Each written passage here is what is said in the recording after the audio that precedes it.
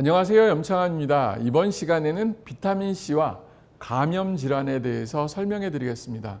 사실은 어떻게 보면 비타민C가 세상에 나왔던 것 중에 하나가 바로 감염질환이에요. 옛날에는 감염 때문에 고생을 많이 했잖아요. 일반적으로 감기, 폐렴, 소아마비 등 다양한 감염 때 쓸 수 있는 약이 없을 때 그때 이제 비타민C가 약처럼 사용했던 일이 있습니다. 그래서 오늘은 이 감염 질환의 비타민C가 얼마나 중요한지 그 기전이라든지 사용되는 것에 대해서 말씀드리겠습니다. 순서는 먼저는 그 감염 질환에 대한 이제 스토리 어떻게 이제 됐는지에 대한 얘기를 해줄 거고요. 두 번째는 비타민C가 감염 질환의 작용 기전에 대해서 설명드리고, 그리고 세 번째 바이러스 변이, 변이들이 계속한데 그때 비타민C가 어떻게 대처할 거에 대한 얘기를 드리고, 네 번째는 치료 용량에 대해서 설명드리겠습니다. 비타민C가 제일 대표적으로 치료할 수 있는 것 중에 하나가 바로 그 감염 질환입니다. 리오단 박사 얘기를 좀 먼저 말씀드리겠는데요. 리오단 박사는 저한테는 정말 비타민C를 가르쳐 줬던 분 중에 하나고요. 리오단 박사가 없었다면 저는 사실은 비타민 치료를 이렇게 적극적으로 할 수도 없었을 겁니다. 제가 이제 2000년도에 리오단 박사에 있는 병원, 그 리오단 클리닉 캔사스에 있거든요. 그때는 굉장히 아름답고 좋았어요. 그리고 전국뿐만 아니라 전 세계에 있는 환자분들이 리오단 클리닉에 와서 치료받을 수 있을 정도로 굉장히 좋았던 병원이었는데, 그때 리오단 박사가 비타민C를 본인이 공부하게 됐던 두 가지 사건을 얘기해 줬습니다. 첫 번째는 뭐냐? 의과대학 다닐 때 얘기를 해주는데요. 리오단 박사는 자수성가한 분입니다. 사실 학교 다닐 때 굉장히 불우했고 가정적으로 뿐만 아니라 가난했다고 얘기하더라고요. 근데 심하게 독감이 걸렸을 때 그때 본인이 이제 그 내과 의사한테 가서 처방을 부탁했는데, 그때 내과 의사가 두 가지 얘기를 했다고 합니다. 하나는 값싼 치료, 다른 하나는 값비싼 치료. 그래서 리오단 박사한테 선택하라고 그랬죠. 리오단 박사는 본인이 돈이 없으니까 저는 값싼 치료를 받겠습니다. 그랬더니 그 내과 선생님이 리오단 박사한테 그 마트에 가서 비타민C를 사서 여러 번 먹어라. 먹을 수 있을 만큼. 그랬고 값비싼 치료는 뭐냐 했더니 항생제 치료였어요. 그래서 리오단 박사는 그 마트 가서 이제 비타민C를 먹었죠. 그랬고 정말 놀랄 만큼 많이 좋아졌다고 얘기를 해줬습니다. 근데 우리나라는 반대요. 감기만 걸리면 무조건 병원에 가서 항생제 먹고 뭐 하잖아요. 그렇지만 실제로 보면은 그것보다 더 좋은 거는 비타민C예요. 저 같은 경우는 감기에 걸려도 비타민C를 더 많이 먹고요. 그리고 저희 병원에 오는 그 감기 환자들한테 감기약과 더불어 비타민 주사를 꼭 맞으라고 그래요. 왜 그러냐면은 면역이 올라가 줘야지 이 약도 효과도 발휘할 뿐만 아니라 빨리 회복된다는 거. 약만 먹다 보면 결국은 회복 기간이 빨라질 수가 없습니다. 그래서 이제 그 감염 질환, 특히 바이러스, 폐렴, 이번에 이제 코로나도 그렇죠. 코로나 때도 가장 각광받고 사람들이 제일 많이 먹었던 게 뭐냐? 바로 비타민C입니다. 그래서 여러분들도 혹시 면역력이 떨어지고 바이러스에 많이 노출됐을 때는 비타민C를 꼭 먹는 게 좋습니다.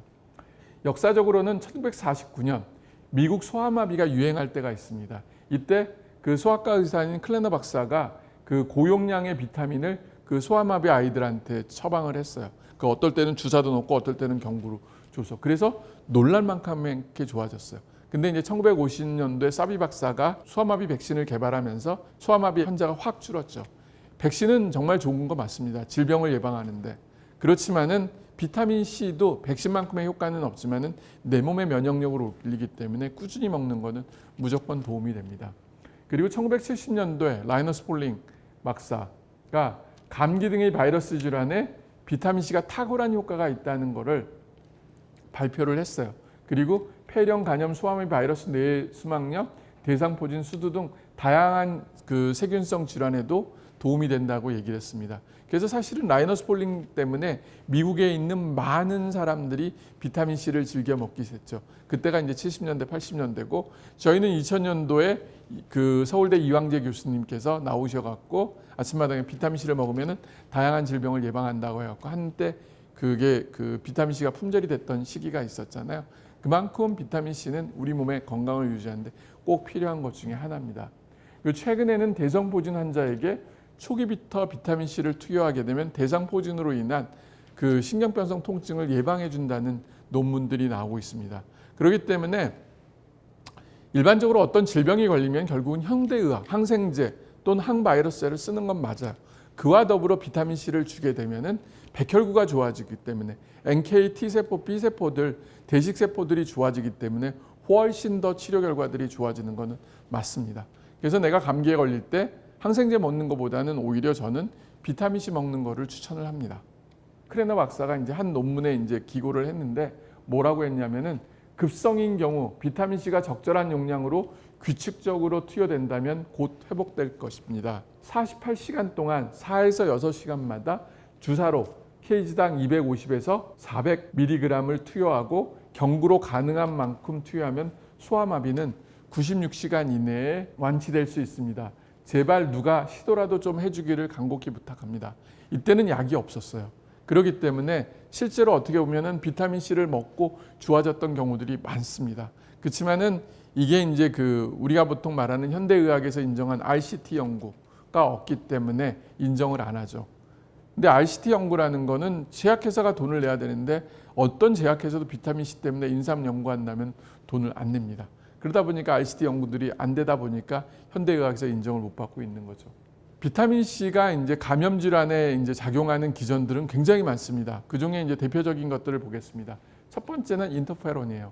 인터페론이 우리 몸의 면역력을 올려주는 가장 대표적인 사이토카인 중에 하나잖아요. 이게 자연적인 항바이러스 당 단백질을 생성하고 바이러스에 손상된 세포의 저항성을 키워줍니다. 두 번째는 탐식세포의 기능을 증가시켜줘요. 비타민 C가 충분해야지 이 탐식세포도 작용하기 때문에 이 탐식세포는 백혈구의 일종으로서 세균, 그것의 대사생물을 탐식해서 잡고 식작용으로서 죽이는 그런 작용을 하는 겁니다.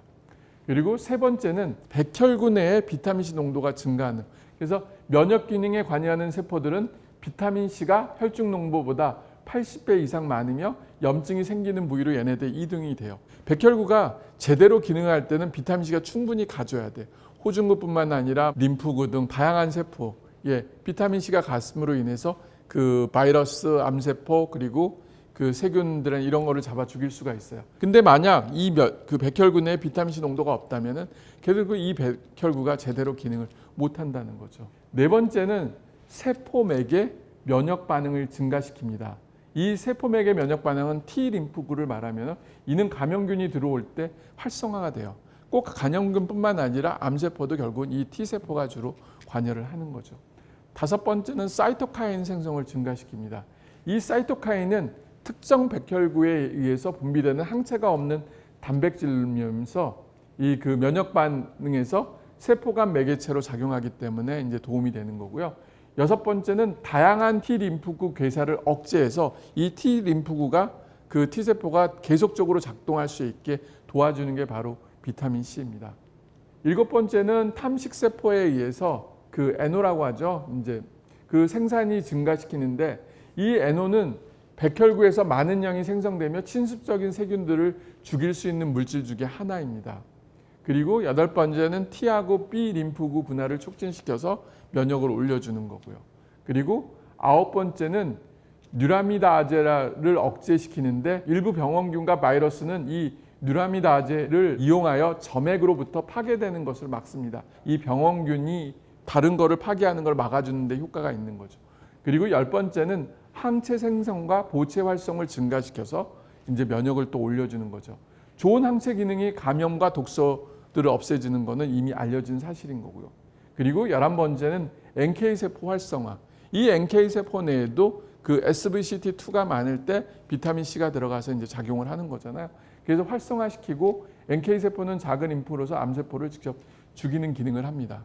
그리고 12번째는 프로스타글란딘 형성에도 이제 증가를 시킨다는 거죠. 이 프로스타글란딘은 다양한 생리학적 반응에 강력한 매개체로 T 림프구 기능을 조절해주는 이제 역할을 하고 있습니다. 13번째는 백혈구에서 사이클릭 GMP를 증가시키는데 이 사이클릭 GMP는 다양한 생리적인 과정을 조절하는데 중요한 역할을 합니다.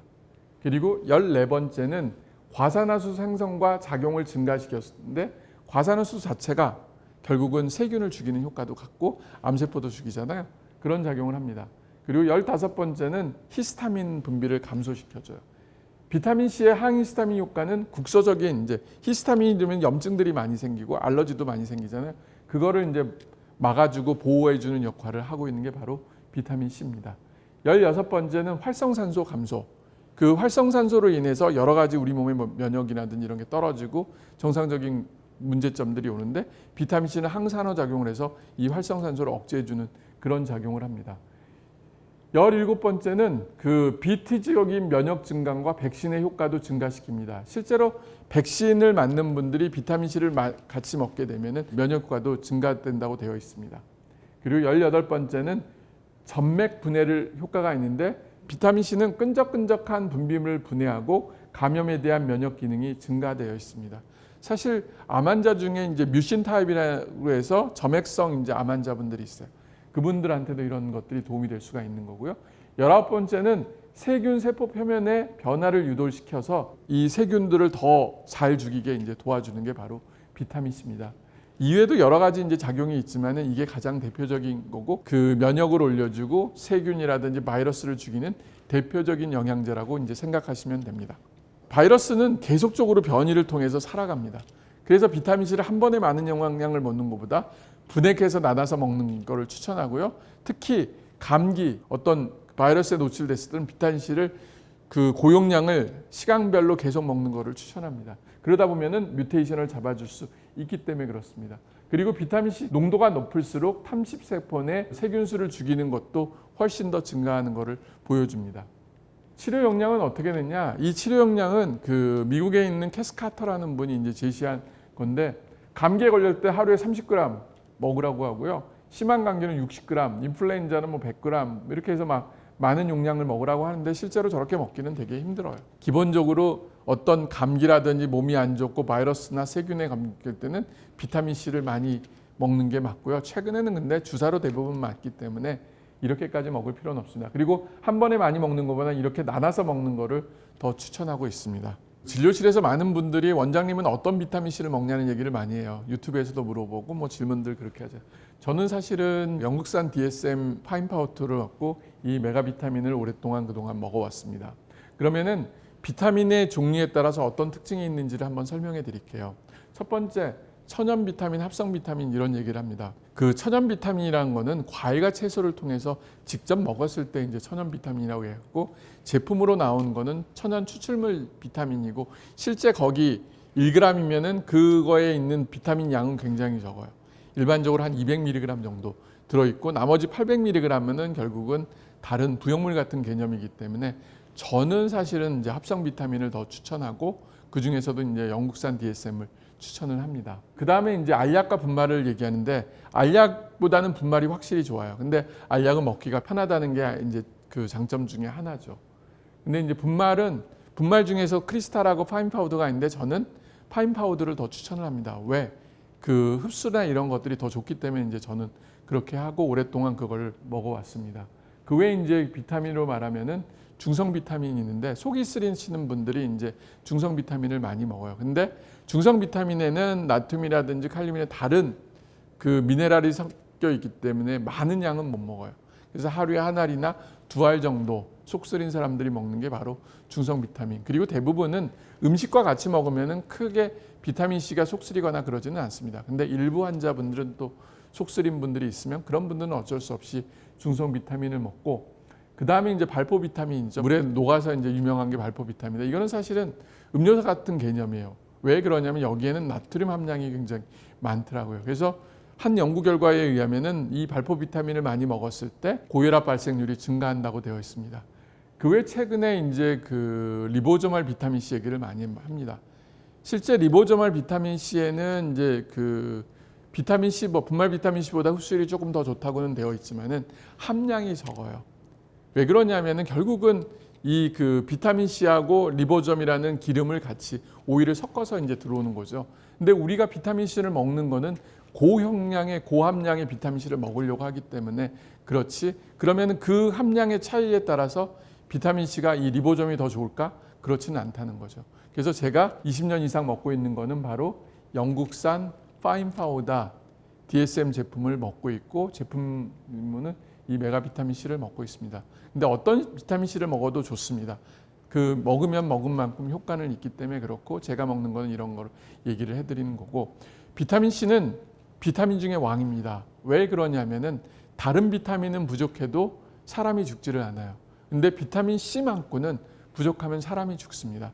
그렇기 때문에 내가 힘들고 어려울 때 비타민 C를 하나씩 먹어주게 되면 체력을 올려줄 수 있을 거라고 생각합니다. 오늘 이 시간에는 비타민 C하고 감염 질환에 대해서 설명했고요. 여러분들도 감기 걸렸을 때 항생제 먹는 것보다는 1차적으로는 비타민 C 먹는 것을 추천합니다.